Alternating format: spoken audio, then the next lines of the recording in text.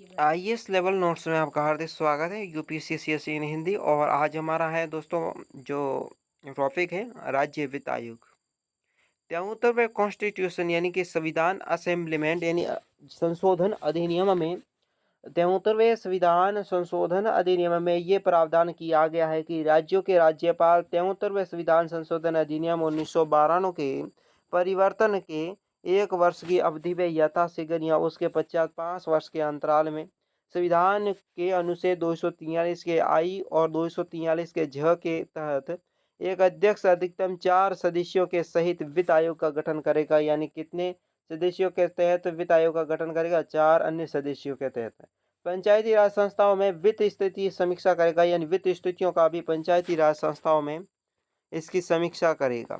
अनुच्छेद 280 के तहत केंद्र में दोस्तों फिनेंस कॉम्बिनेशन के तर्ज पर 1993 में भारत में सभी राज्यों में राज्य वित्त आयोग की स्थापना की गई थी। किसकी आयोग की अध्यक्ष स्थापना की गई? राज्य वित्त आयोग की। इसका उद्देश्य है पंचायतों के वित्तीय स्तर की समीक्षा करना, पंचायत की वित्तीय स्थिति की समीक्षा करना। इसके लिए दोस्तों निम्न रूपों में सिफारिश करेगी। तो पहला रूप है राज्यों द्वारा लगाए गए कर, शुल्क, टोल, फीस की विशुद्ध आय पंचायतों एवं राज्यों के बीच का आवंटन करना, दोनों के मध्य विभाजन करना, पंचायतों के विभिन्न स्तरों पर खर्च का आवंटन करना, ये प्रमुख कार्य इनका है। साथ ही दोस्तों पंचायतों में कितना कर है, शुल्क है, टोल है, फीस सौंपी जा सकती है या किसका निर्धारण करना काम इनका है। नगर निकायों का वित्तीय समीक्षा, यानी कि नगर निकायों की वित्तीय समीक्षा किस प्रकार करोगे? यानी कि संविधान संशोधन अधिनियम में यह प्रावधान भी किया गया है कि पंचायती राज संस्थाओं में संविधान के अनुच्छेद 243 के अंतर्गत इस आयोग का क्या किया गया? गठन किया गया। संविधान के अनुच्छेद 243 में वाई के तहत नगर निकायों में वित्तीय स्थिति की समीक्षा करना, वित्तीय स्थिति है उसकी समीक्षा कर सकेंगे। राजस्थान में राज्य के वित्त आयोग के अध्यक्ष कौन है? कृष्ण कुमार गोयल 1995 से 2000 तक कार्य किया था। दूसरे वित्त आयोग हीरालाल देवपुरा बने थे 2000 से 2005। और तीसरे दोस्तों माणिक चंद सुराणा 2005 से 2010 तक तीसरे माणिक चंद बने थे। चौथे वित्त आयोग के अध्यक्ष बने थे वीडी कल्ला 2010 से 2015।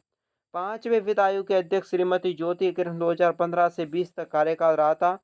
और पांचवें वित्त आयोग की सिफारिश थी कि राज्य का कुल आय का 7.182% पंचायती राज संस्थाओं को विकास के पद पर ले जाना।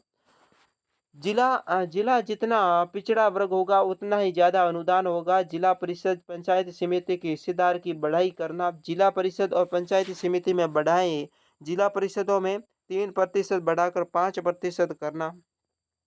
पंचायत समिति को 12% से बढ़ाकर 15% कर दिया है। राजस्थान में राज्य वित्त आयोग यानी कि राजस्थान राज्य प्रथम वित्त आयोग में 24 अप्रैल 1994 को कृष्ण कुमार गोयल की अध्यक्षता में किया था। 1 अप्रैल 1995 से 30 मार्च 2000 तक राजस्थान राज्य दूसरा वित्त आयोग का गठन किया गया। और 7 मई 1990 को दोस्तों हीरालाल देवपुरा, 1 अप्रैल 2000 से 30 मार्च 2005 तक राजस्थान का तीसरा वित्त आयोग चला था। मई 2004 में माणिक चंद्र सुराणा बने थे राजस्थान के चतुर्थ वित्त आयोग के, जिसने 1 अप्रैल 2005 से 31 मई 2010 तक कार्य किया। 31 अप्रैल 2011 को डॉक्टर बीडी कल्ला बने थे। 1 अप्रैल 2010 से 31 मार्च 2015 तक राजस्थान के पंचम वित्त आयोग के अध्यक्ष बने थे। 31 मई 2015 से डॉक्टर वित्त ज्योति किरण बनी थी। 1 अप्रैल 2015 से 31 मार्च 2020 तक। राज्य वित्त आयोग द्वारा अनुदानित विभिन्न क्षेत्र हैं, जिसमें दोस्तों कौन कौन से क्षेत्र हैं? जेल प्रशासन, स्वास्थ्य देखभाल की सेवाएं इनके नीचे अंडर में आती हैं। सार्वजनिक पुस्तकालय, जिलों का प्रशासन, पुलिस प्रशासन, सब कुछ इसके अंडर में। प्रारंभिक शिक्षा, फायरिंग सेवा और इंफ्रास्ट्रक्चर विकास करना, इसके साथ स्कूली बच्चों और कंप्यूटर का प्रशिक्षण करना, और राजकोषीय प्रशासन का काम, ये सब कुछ इनके अंडर में। विरासत सर्वेक्षण करना, ये सब इसके अंडर में आता है। राज्य वित्त आयोग के प्रमुख कार्य कौन कौन से? तो राज्य में स्थित विभिन्न पंचायती राज संस्थाओं में नगर निकायों के आर्थिक स्थितियों की समीक्षा करना। राज्य में स्थित विभिन्न नगर निकाय यानी कि दोस्तों पंचायती राज संस्थाओं में वित्तीय स्थितियों को सुधारना और विभिन्न कदम उठाना इनका प्रमुख कार्य होता है। राजस्थान राज्य के सिंचित नीति में राज्य की विभिन्न पंचायती राज संस्थाएं नगर निकायों में धन आवंटन करना इनका प्रमुख कार्य। पंचायती राज को धन देना, राज्य सिंचित निधि योजना में काम करना और वित्तीय मुद्दों के संबंध में केंद्र राज्य सरकार के बीच में मध्यस्थता का रूप में कार्य करती है। केंद्र सरकार द्वारा राज्य सरकार को प्रदान की जाने वाली धनराशि सदुपयोग करना, राज्य सरकार के द्वारा लगाए गए कर, शुल्क, टोल और दोस्तों अधिक शुल्कों पर राज्य की स्थितियां विभिन्न नगर निकायों पंचायत राज संस्थाओं को बीच में आवंटन करना, कर, टोल, शुल्क और फीस जिस राज्य में विभिन्न पंचायती राज संस्था है नगर निकायों द्वारा लगाया जा सकता का निर्धारण करना, संविधान के अनुच्छेद 243 के आई का संबंध वित्त आयोग है जो पंचायती राज में विशेष मूल्यांकन के वित्तीय स्थितियों की समीक्षा करता है। राजस्थान के पंचायती राज संस्थाओं का जो अवधारणा आकांक्षा का उपयोग कर लाने के लिए राज्य वित्त आयोग की महत्वपूर्ण भूमिका निभाई है और पर्याप्त स्वायत्ता अधिकार के साथ अंतिम रैंकिंग और अधिकारियों में वित्त आसानी सुविधा उपलब्ध करवाना तो सत्ता का अंतरण का महसूस किया जा सकता है। इस पहलुओं के मैनेजर राज्य वित्त आयोग की भूमिका को देखा जा सकता है। राज्य वित्त आयोग की भूमिका को आसानी से देखा जा सकता है। थोड़ा हेल्ड है, थोड़ा टॉपिक थोड़ा मजबूत पाठ है, तो इसको थोड़ा अंदरूनी ज्ञान के रूप में थोड़ा याद कर लेना। अब राज्य वित्त आयोग के सकारात्मक पक्ष पहले देखते हैं, सकारात्मक फिर देखें नकारात्मक। इन दोनों पक्षों को देखने के बाद आपको ये पूर्ण रूप से टॉपिक 100% समझ में आ जाएगा।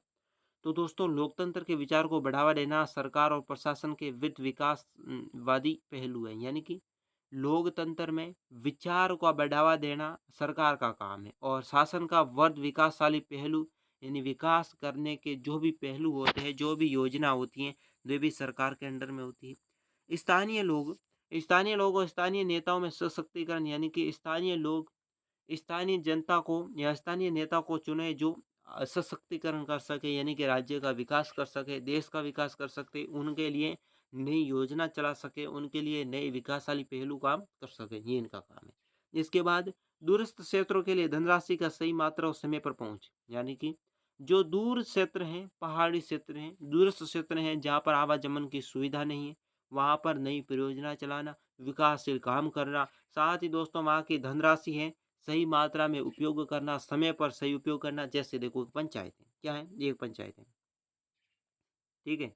अब पंचायत में सही मात्रा में धनराशि, मान लीजिए 1 करोड़ रुपए का बजट है, 1 करोड़ में मान लीजिए कि 5 लाख मिनिमम। देखो सरकार क्या है कि बाउंड्री बनाना, दीवारें बनाना, मरम्मत कराना, लाख रुपए खर्च सफाई कर्मचारी सफाई पर कर ले, ठीक है। वह स्कूलों में मरम्मत का काम कर ले पंचायत में, ठीक है। फिर सड़कों का निर्माण कर ले ग्रामीण में, ओके। फिर इसके बाद जो भी लोगों के लिए योजना है, जैसे फसलों को बीमा करना, फसलों पर नुकसान है तो उनकी भरपाई करना, लोगों को नई नई योजना देना, यानी कि देखो यूरिया का उपयोग कम करें क्योंकि इससे बीमारी होती है, तो इसके लिए कुछ नई पद्धति, कृषि के नए नए उपकरण, कृषि के नई नई योजना निकालना, ये सब पंचायती राज के लिए। तो ये सशक्तिकरण के लिए धनराशि का सही समय पर सही तरीके से उपयोग किया जाए, तो ये दोस्तों सकारात्मक पहलू है। अब नकारात्मक पहलू क्या होगा? नकारात्मक पहलू यानी कि इसमें कर्मचारी भ्रष्ट होते हैं, भ्रष्टाचारी होते हैं, जो दोस्तों जितना भी बजट आता खा जाते हैं। नकारात्मक पहलू यानी कि कोई बिना काम की चीज़, जैसे कि सड़कें नहीं पड़ी, वापस सड़कों का निर्माण कर दे, तो भाई पैसे क्या काम। तो इसलिए ये एक नकारात्मक पहलू है, जो कोई काम नहीं आते पैसे, तो उसको एक सही उपयोगिता ढंग पर, सही ढंग पर लगाना। तो देखिए, राज्य अपने वित्तीय अधिकारी का प्रयोग करने के लिए अनैच्छिक रहे, यानी कि दोस्तों राज्य में वित्तीय अधिकारी या वित्त के जो भी अधिकारी है जिनका प्रयोग अनैच्छिक यानी कि कोई काम का नहीं है, वे कार्य अपने सही ढंग से करें। राज्य वित्त आयोग में स्वायत्ता में बहुत अधिक हस्तक्षेप है, यानी कि उनके काम करने में लोगों का बहुत हस्तक्षेप है। यानी कि यहाँ पर देखो, प्रशासनिक अधिकारी होता है कोई भी व्यक्ति सही तरीके से ग्राम का विकास करना चाहता है, पर एमपी और एमएलए जो वे अड़चन बनते हैं। पार्टीबाजी कर कर काम न करने देना और उन पैसों को खाकर भ्रष्ट बन जाना, ये इनका काम है। इसलिए प्रशासनिक अधिकारी कहते हैं कि लोग कहते हैं कि प्रशासनिक अधिकारी काम नहीं करता, काम एमपी एमएलए जो आप चिताते वे काम नहीं करते। इसलिए ये एक नकारात्मक पहलू है। इसलिए एमपी एमएलए को जो विकासशील या विकसित कर सके अपने राज्य को, उसी को ही एमपी एमएलए बनाना चाहिए, ठीक है, स्टेट के लिए। अतिक्रमण का कार्य है, अगर किसी भी जमीन पर देखो जो भूमि किसी के नाम पर नहीं है, वहाँ पर अतिक्रमण कर देते हैं एमपीज एमएलए, तो उनको हटाना, ये दोस्तों है नकारात्मक पहलू, उन्हें नहीं हटा पाते लोग। राज्यों के पास स्वयं के खर्चों के लिए पर्याप्त धन नहीं है, स्वयं के खर्चों के लिए पर्याप्त धन नहीं है, क्योंकि धन है वो गलत रास्तों पर बहा देते हैं। जिस वजह से धनराशि के साझा करना, मामूली धनराशि यानी राज्य सरकार द्वारा हमेशा विरोधी किया जा सकता है, यानी धनराशि का किसी मामूली काम पर खर्च कर देना, पूर्ण रूप से भ्रष्ट रूप से पैसे खा जाना, ये प्रमुख रूप से इनका काम है। अभी तक राज्य वित्त आयोग के विचार में सच्ची भावना लागू नहीं की है और सच्ची भावना लागू नहीं करेंगे तब तक दोस्तों विकास नहीं होगा। इसके साथ आज की वीडियो में बस इतना ही। अभी तक आपने मेरे चैनल को सब्सक्राइब नहीं किया, सब्सक्राइब करें, अधिक से अधिक हम चैनल को सपोर्ट करें। वीडियो लाइक करें, दोस्तों के साथ शेयर करें और कमेंट बॉक्स में बताएं आपको वीडियो कैसा लगा। आज की वीडियो में बस इतना ही। मुझे दीजिए इजाजत। नमस्कार।